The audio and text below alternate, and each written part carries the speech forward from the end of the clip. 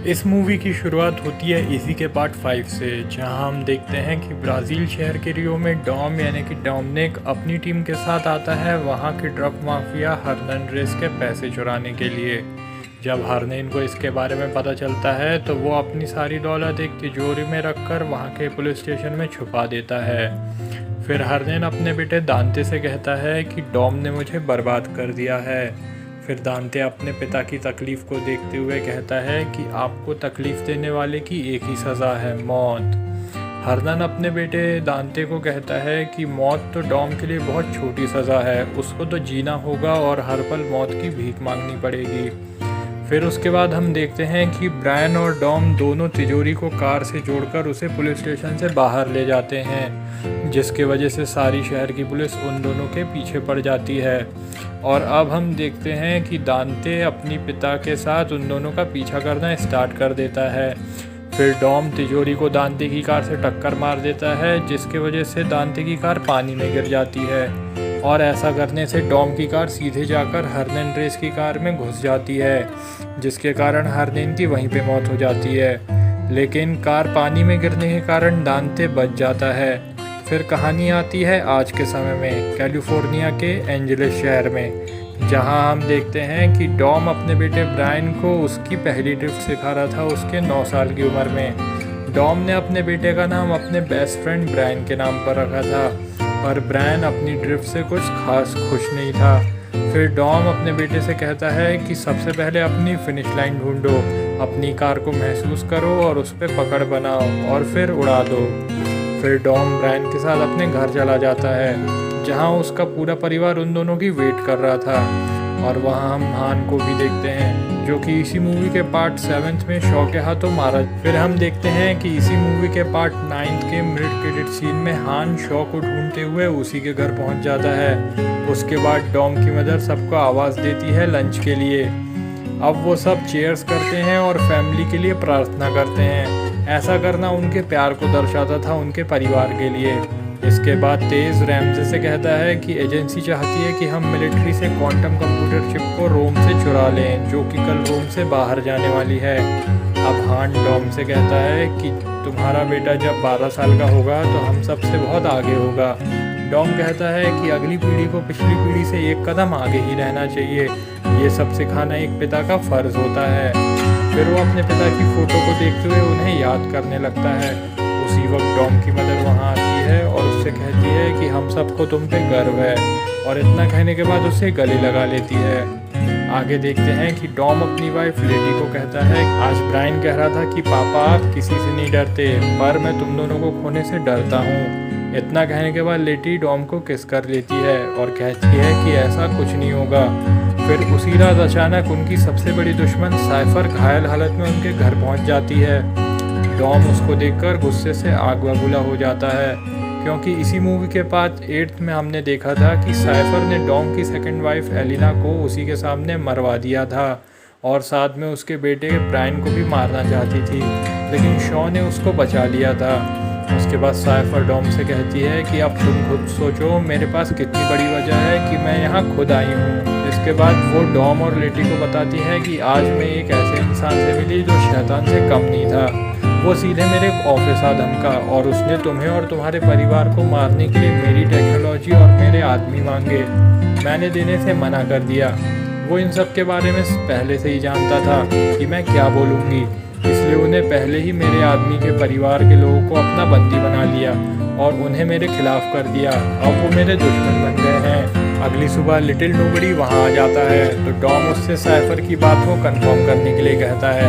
तो वो कहता है कि उसकी बात सच है, उसके ऑफिस से सारी टेक्नोलॉजी और मशीन्स गायब हैं। गोलियां चलने के कारण पूरा ऑफिस तबाह हो गया है। अब ये काम जिसका भी है वो हाईटेक मशीन से लैस है। उसके बाद डॉम को पता चलता है कि तेज और रैमजी जिस मिशन पर गए हैं एजेंसी ने उन्हें ऐसा कभी कहा ही नहीं था।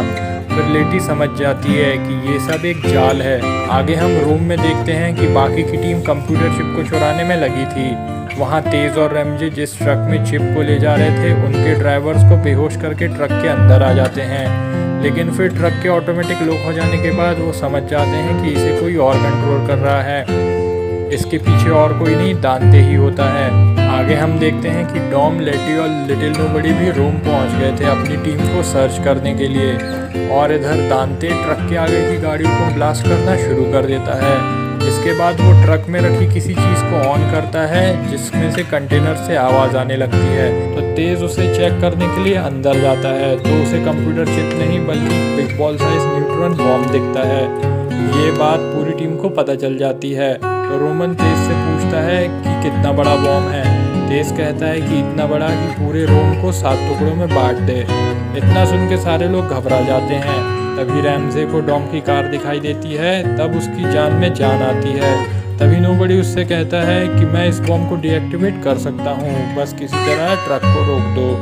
ये बात दांते भी सुन रहा था जिसकी वजह से वो किसी को भी ट्रक के आसपास आने नहीं देता, लेकिन वो कंटेनर के गेट को ओपन कर देता है। इतने में डॉम के ट्रक को रोकने की कोशिश में ट्रक पलट जाता है और बॉम्ब उसमें से निकलकर रोम की सड़कों पर लुढ़कने लगता है। आगे पुलिस से बचने के लिए बाकी की टीम नीचे सीवर लाइन में चली जाती है। अब डॉम बड़ी मुश्किल से बॉम्ब को रोक लेता है। आगे दांते नोबडी की कार में बॉम्ब लगा देता है जिसका पता लिटी को पता चल जाता है और वो नोबडी को कार से जंप करने को कहती है। फिर कार ब्लास्ट होकर सीधे बॉम्ब में जाकर लगती है। तभी बॉम्ब फिर से सड़कों पर लुढ़कने स्टार्ट कर देता है और इन सब में लेटी दांते का पीछा करती है, पर दांते वहां से बच जाता है और पुलिस लेटी को अरेस्ट कर लेती है।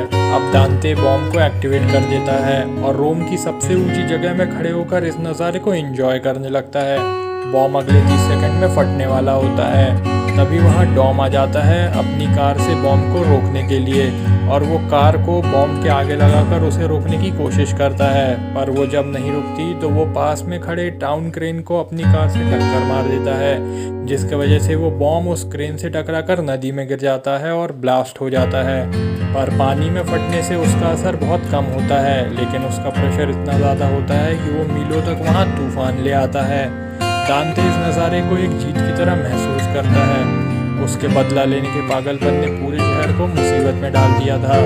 दांते आगे कहता है कि ये तो बस शुरुआत है, मेरा इंतज़ार करना डॉम। इस घटना के लिए वहाँ की पुलिस और मीडिया डॉम और उसकी टीम को इसका जिम्मेदार ठहराती है और उनको आतंकवादी घोषित कर देती है। अब उनके बचाव के लिए वहाँ टेस एजेंसी के हेडक्वार्टर पहुँचती है। टेस एजेंसी के पिछले हेड मिस्टर नोबडी की बेटी होती है। वहाँ वो अमीज से मिलती है। लिटिल नोबडी के घायल हो जाने के बाद वही एजेंसी को लीड कर रहा था। वो वहाँ टेस को डॉम और उसकी टीम के किए गए अब तक के गैरकानूनी कामों को दिखाता है और बताता है कि उसने हमारे टॉप 3 लोगों को भी बहकाया है और तो और तुम्हारे पिता भी उसके बहकावे में आ गए थे। इस बार टेस उसको रोकती है और कहती है कि डॉम और उसकी टीम ने कई बार एजेंसी के लिए अपनी जान जोखिम में डाली है, इसलिए इस बार हमें उसकी परिवार की मदद करनी चाहिए। पर इस बार अमेज इनकार कर देता है और आगे वो उन सबको पकड़ने या मारने के लिए पूरी एजेंसी को एक्टिवेट कर देता है। टेस वहाँ से चली जाती है। एजेंसी वाले लेटी को अरेस्ट करके ले गए हैं और तुम और तुम्हारी टीम मोस्ट वांटेड घोषित कर दिए गए हो। ये खबर डॉम को शॉकी मदर से मिलती है। इसके आगे एजेंसी वाले डॉम की बहन को और उसके बेटे को पकड़ने के लिए उनके घर में घुस जाते हैं। डॉम की बहन मिया ब्रायन को अंदर छुपने को कहती है और अकेली उन सब से लड़ने लगती है। इतने में वहाँ ब्रायन के अंकल जैकब आ जाते हैं और जैकब उन सब से लड़ने लगता है और मिया और ब्रायन को घर से बाहर ले आता है। अब वो मिया से कहता है कि मुझे यहाँ पर डॉम ने ब्रायन को लेने के लिए भेजा है, हमको अलग अलग रास्ते से जाना होगा। फिर वो अपने अपने रास्ते निकल जाते हैं। उसके बाद टेस सीधे डॉम से मिलने पहुंचती है। वो डॉम से कहती है कि तुम्हारा पता शॉकी मदर से मिला है। डॉम उसे पहचान लेता है। वो उससे कहता है कि तुम्हारे पिता के समय ये एजेंसी अपने असूलों पे काम करती थी, पर अब समय बदल गया है। अब टेस उसे बताती है कि अमेज ने पूरी एजेंसी को तुम्हारे पीछे लगा दिया है और जो रोम में हुआ था उसके पीछे हार्नन रेस के बेटे दांते का हाथ था। डॉम फिर टेस से उसे रियो पहुंचाने को कहता है और लेटी को भी रियो लाने को कहता है। इस पर टेस कहती है कि ये नामुमकिन है, लेटी को एक सीक्रेट जेल में रखा है। तो डॉम उससे कहता है कि लेटी को मेरा लॉकेट दिखाना, वो सब समझ जाएगी। अब हम देखते हैं कि बाकी की टीम कार्गो कंटेनर में छुपकर रोम से बाहर निकलकर लंदन पहुंचती है। उधर टेस एजेंसी के सीक्रेट जेल पहुंचती है और लेटी से मिलकर उसे डॉम का लॉकेट दिखाती है। वो कुछ समझ पाती इससे पहले ही लेटी पर हमला कर देती है और गार्ड्स को ऐसा लगता है कि लेटी ने टेस पे हमला किया है और गार्ड्स उसे पकड़ लेते हैं। टेस वहाँ से चली जाती है। लेटी को कुछ समझ नहीं आता। अब आगे डॉम रियो पहुंच गया था अपने लोगों के बीच। वहां वो मिलता है अपने दोस्त डियागो से। उसी वक्त वहां एक लड़की आती है जिसका नाम होता है इजाबेल। डॉम को लगता है कि मैं इसे जानता हूं, और वो सही था। वो उसकी दूसरी वाइफ एलिना की छोटी बहन थी। वो डॉम को रेस के लिए चैलेंज करती है। तभी वहाँ पे दांते आ जाता है और वो डॉम को अपना इंट्रो देता है और रेस के लिए चैलेंज करता है। थोड़ी देर में वहाँ दोनों तरफ के लोग गन्स के साथ जमा हो जाते हैं। डॉम इन सब मामलों से बचने के लिए रेस के लिए हाँ कर देता है। अब रेस शुरू होती है जिसमें 4 लोग थे, डियागो, इजाबेला, डॉम और दांते। तभी डॉम को पता चलता है कि दांते ने इजाबेला और डियागो की कार में बॉम्ब लगाया था। और फिर वो डॉम से पूछता है कि तुम किसकी ज़िंदगी चुनोगे। तभी वो इजाबेला को बचाने की कोशिश करता है, जिसके वजह से दांते डियागो की कार ब्लास्ट कर देता है। वो उसी वक्त मर जाता है। अब डॉम इजाबेल की कार को भी ब्लास्ट कर देता है, पर तभी डॉम इजाबेल की कार को टक्कर मार देता है, जिससे कार पलट जाती है और बॉम्ब कार से निकलकर ब्लास्ट हो जाता है, जिसकी वजह से ज़्यादा उस पर असर नहीं होता और वो बच जाती है। डॉम उसे कार से बाहर निकाल लेता है और वहीं रेस दांते जीत जाता है। इधर एजेंसी वाले लेटी को लैब लेकर गए थे लेज़र टेक्नोलॉजी से उसके घाव भरने के लिए। फिर जैसे ही उसे होश आता है वो अपने बगल में साइफर को देखती है। अगली सुबह दांते डॉम और उसकी टीम के सारे बैंक अकाउंट्स को हैक करके खाली कर देता है। इसका पता जैसे ही उनको होता है तो रोमन को छोड़कर बाकी के सब लोग परेशान हो जाते हैं, क्योंकि इस लड़ाई को लड़ने के लिए उनको हथियार और कार चाहिए थे जो कि पैसे से खरीदे जा सकते हैं। तभी रोम अपनी जैकेट खोलकर दिखाता है कि उसने अपने हिस्से के पैसे उसमें छिपा कर रखे थे। दूसरी ओर जैकब अपनी और ब्रेन की फेक आईडी बनाता है, क्योंकि आगे का सफ़र एयरप्लेन से तय करना था। अब अमीश को पता चलता है कि टेस लेटी से मिलने एजेंसी के सीक्रेट जेल में गई थी, तो उसको टेस पर डाउट होता है और जेल की फुटेज चेक करता है जिसमें उसे डॉम का लॉकेट दिखता है और वो सब समझ जाता है।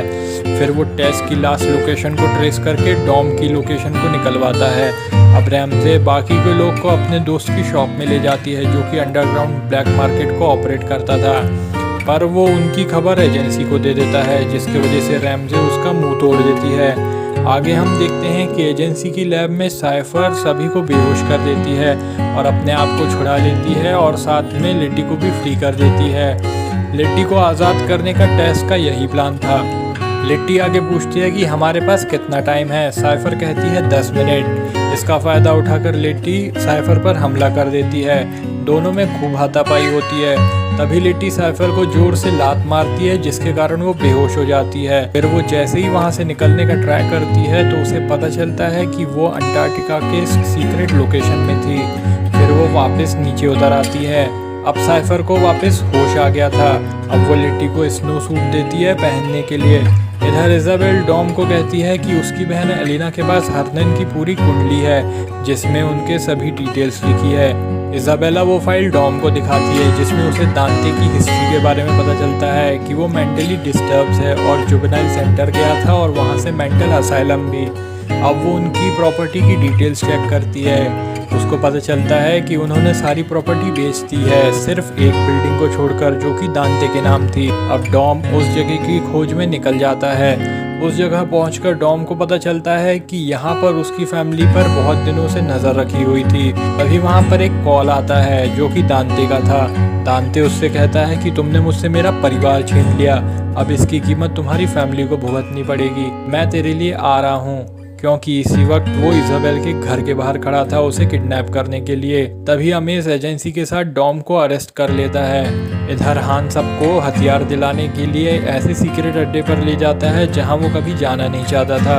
वो सबको वेट करने को कहता है और एक डोर पर नॉक करता है। वहां से शॉ निकलता है और वो हान को अपने घर के अंदर खींचकर डोर लॉक कर देता है। रैमजे उसे खोलने की कोशिश करती है। इधर शॉ और हान में कहासुनी हो जाती है। तभी वहाँ एजेंसी के लोग हमला कर देते हैं। शॉ इसका जिम्मेदार हान को ठहराता है। तभी हान उससे कहता है कि वो मेरे पीछे भी पड़े हैं। वो आपस में लड़ना बंद करते हैं और टीम बनाकर उन सब से लड़ने लगते हैं और उनको मार देते हैं। तभी रैमजे गेट खोलकर अंदर आ जाती है। अब रैमजे उससे कंप्यूटर यूज़ करने का कहती है, तो वो वहाँ अपने बैंक अकाउंट्स की डिटेल देखती है कि किसने उनका अकाउंट्स हैक किया है। तभी उसे दांते का प्लान पता चलता है कि दांते ने हमारे ही पैसों से दुनिया भर के कॉन्ट्रैक्ट किलर को हमें ही मारने का कॉन्ट्रैक्ट दिया था। उस लिस्ट में शॉ की माँ का भी नाम था। शॉ बिना टाइम वेस्ट किए हथियारों के साथ वहाँ से निकल जाता है। इधर एयरप्लेन में बैठा जैकब ब्रायन से टॉयलेट जाने को कहता है, तभी उनके पीछे कुछ लोग लग जाते हैं। जैकब उन्हें मारकर बाथरूम में बंद कर देता है और प्लेन के कार्गो सेक्शन में जाकर वहां से अपने ग्लाइडर की मदद से ब्रायन को लेकर निकल जाता है। अब आगे अमेज डॉम से कहता है कि तुम इतनी आसानी से हाथ आ जाओगे, यकीन नहीं होता।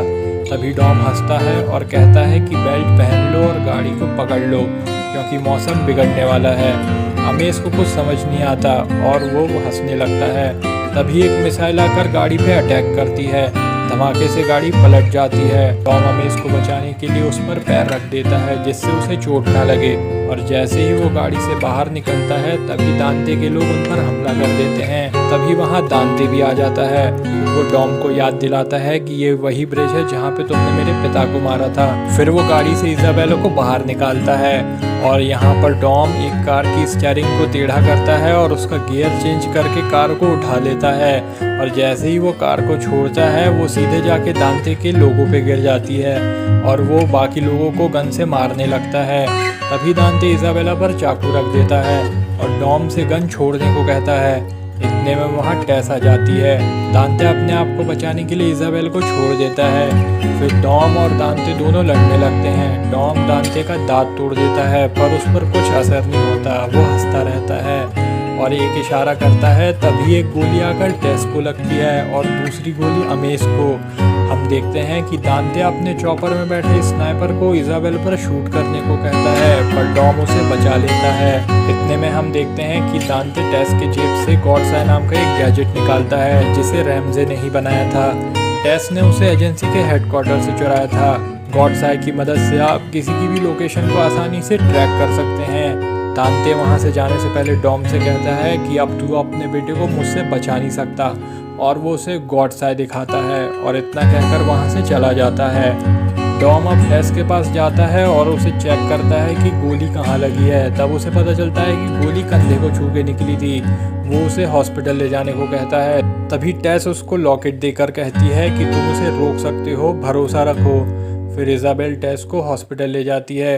इतने में अमेज भी खड़ा होता है जिसे उसके बुलेट प्रूफ जैकेट ने बचा लिया था। अब वो डॉम से कहता है कि अब मैं तुम्हारे साथ हूँ।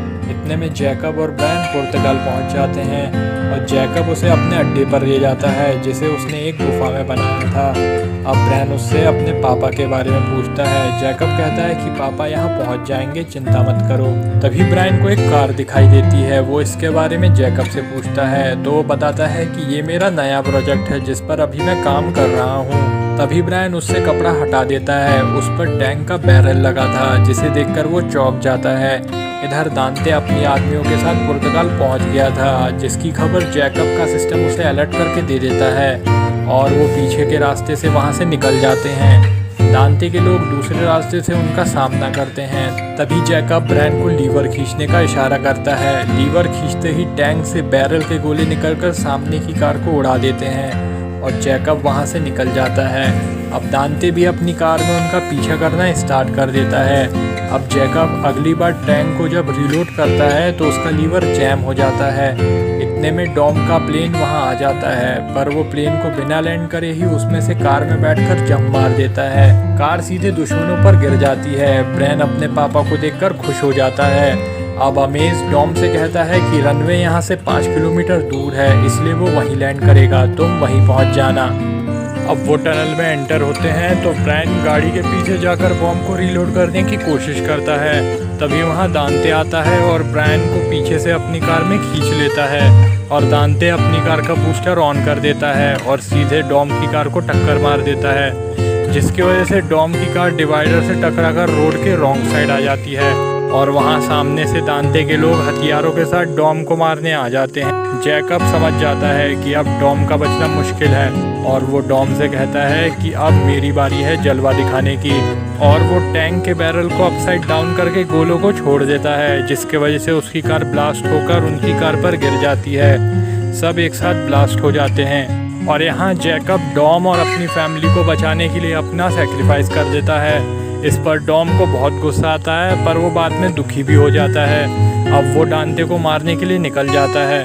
तभी वहाँ 2 चॉपर आते हैं जो डॉम की कार में हैंकर मार देते हैं और उसे फिर खींचने लगते हैं। तभी डॉम कार की स्पीड को फुल करके ब्रिज से जंप मार देता है, जिसके वजह से दोनों चॉपर एक दूसरे से टकरा जाते हैं। फिर डॉम दांते की कार में रखे रिसीवर पर अपने बेटे ब्रायन से कहता है कि तुमको अपना पहला सबक याद है ना, अपनी फिनिश लाइन ढूंढो और कार को महसूस करो। इतना कहकर डॉम अपनी कार से ड्रिफ्ट करता है और उससे लगा चॉपर सीधे पलटकर दांते की कार को हिट करता है। तभी वहां डॉम आ जाता है और वो ब्रायन को जंप मारने को कहता है। ब्रायन कार का गेट खोलकर जंप मारकर दांते की कार से डॉम की कार में चला जाता है। डॉम उसे पकड़ लेता है और दांते की कार रोड से उतर जाती है। इतने में अमेश कार्गो प्लेन को लैंड करवा देता है और डॉम को पहुंचने को कहता है। वो जैसे ही डैम पर पहुंचते हैं, उनके इंतजार में एक बड़ा कंटेनर वाला ट्रक खड़ा था, जिसके कंटेनर में पेट्रोल भरा था। डॉम उस ट्रक को देखकर अचानक से ब्रेक लगा देता है और वो देखता है कि दूसरी ओर से सेम ट्रक उनके रास्ते को ब्लॉक कर लेता है और वहाँ दांते भी डैम के टॉप पर आ जाता है। साथ में एक डिवाइस भी लाता है जो कि साइफर की टेक्नोलॉजी रहती है, जिससे वो दोनों ट्रक को वहीं से कंट्रोल कर सकता है। अब वो डॉम से कहता है कि अब तुम उसी जगह पर हो जहाँ मैं तुम्हें लाना चाहता था, अब आगे आगे देखो क्या होता है। और तभी रोमन भी बाकी लोगों के साथ वहाँ प्लेन में आ जाता है और डॉम से कांटेक्ट करने की कोशिश करता है। तभी डॉम रोमन से कहता है कि ये सब एक ट्रैप है दांते का, तुम लोग यहाँ से निकल जाओ। पर तभी इतने में एक मिसाइल आकर प्लेन को ब्लास्ट कर देती है और वो मिसाइल किसी और नहीं अमेज ने चलाई थी, जिसकी वजह से प्लेन क्रैश हो जाता है। तभी दांते एक राज खोलता है कि अमेज हमेशा से ही दांते और उसकी फैमिली के साइड था। अब दांते दोनों ट्रक को डॉम की तरफ आगे बढ़ाता है, जिससे वो ट्रक से भिड़कर मर जाए। अब दांते डॉम से कहता है कि सबसे पहले मैंने तेरे पैसे लिए, फिर तेरी आज़ादी छीनी, अब मैं तेरे से तेरा परिवार छीनूंगा। तभी ब्रायन पापा से कहता है कि आप किसी से नहीं डरते। डॉम को इस बात से ताकत मिलती है और वो दांते से कहता है कि तुमसे एक गलती हो गई, तुमने मुझसे मेरी कार नहीं छीनी। इतना कहकर डॉम कार को फुल स्पीड में करके ट्रक के टकराने से पहले डैम से जंप मार देता है। तभी ट्रक की ब्लास्ट में कंटेनर का पेट्रोल में आग लग जाती है। इससे पहले कि आग उन दोनों को जलाती, वो अपनी कार का बूस्टर ऑन कर देता है और वो वहां से बचकर सीधे पानी में गिर जाते हैं और कार से निकलकर बाहर आ जाते हैं। डॉम अपने बेटे को गले लगा लेता है। तभी दांते डॉम से कहता है अब तुम्हारी सारी तकलीफें खत्म हो गई है। डॉम उसको मुड़ के देखता है। तभी दांते कहता है कि अब समय तुम्हारे मरने का है और दांते डैम के टॉप पर लगे बॉम्ब को एक्टिवेट कर देता है। अब डॉम ब्रायन की तरफ देखता है और समझ जाता है कि अब अंत की घड़ी है और दूसरी ओर साइफर और लेटी पैदल ही अंटार्कटिका की बर्फ पर निकल पड़ते हैं। जब वो एक पहाड़ी पर पहुंचते हैं तो उन्हें दिखता है कि एक सबमरीन बर्फ से तोड़कर बाहर निकल रही है और उसमें से किज़ेल निकलती है, जो कि इसके 6 पार्ट में हान की जान बचाते बचाते उसने अपनी जान भी दे दी थी, लेकिन अब वो भी हान की तरह जिंदा थी। लेटी उसको देखकर हैरान हो जाती है। तभी साइफर उससे पूछती है कि क्या अभी भी कुछ और देखना बाकी है, और इसी के साथ कहानी का अंत हो जाता है। आप अपना फीडबैक इस वीडियो के कमेंट्स में दे सकते हैं। इस वीडियो को लाइक करें, शेयर करें और हमारे चैनल को सब्सक्राइब करें। मिलते हैं आपसे अगली वीडियो में, तब तक के लिए जय हिंद, जय भारत।